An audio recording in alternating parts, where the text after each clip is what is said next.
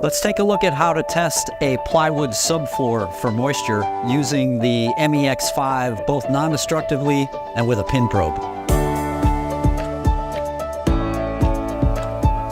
So to take a non-destructive test on the plywood using the MEX5, we're going to turn it on here and we're going to go into the menu.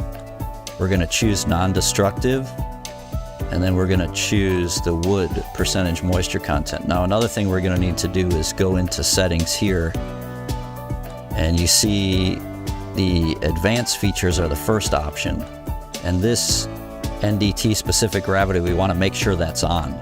So I already had it on, but you can go in here and turn it on or off with this center button. So we're going to make sure the specific gravity is on so that we can adjust it to the specific gravity of the plywood substrate.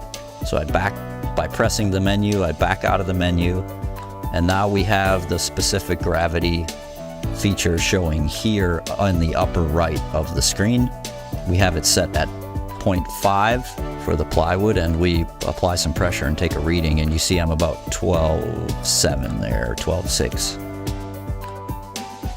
So now, if we want to take a reading with a pin probe, you see I have it inserted in the plywood here. I'm going to go back into the menu here and I can choose the pin probe option. And then first option is building materials. If I choose building materials, it'll give me some options here to choose from. So this is a plywood substrate, so we're going to choose plywood.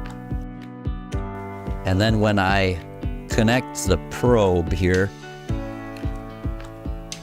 it'll go into the plywood setting, and you can see our reading at 12.8, so we're within 0.2 of each other from the pin reading to the impedance reading. So we can see that the MEX5 set in the non-destructive mode on the plywood substrate is giving us equivalent readings as the pin probe set to plywood on the MEX5. So now you can save a lot of time doing non-destructive moisture testing on your plywood substrate and more quickly be able to determine if the substrate is ready to receive a floor covering.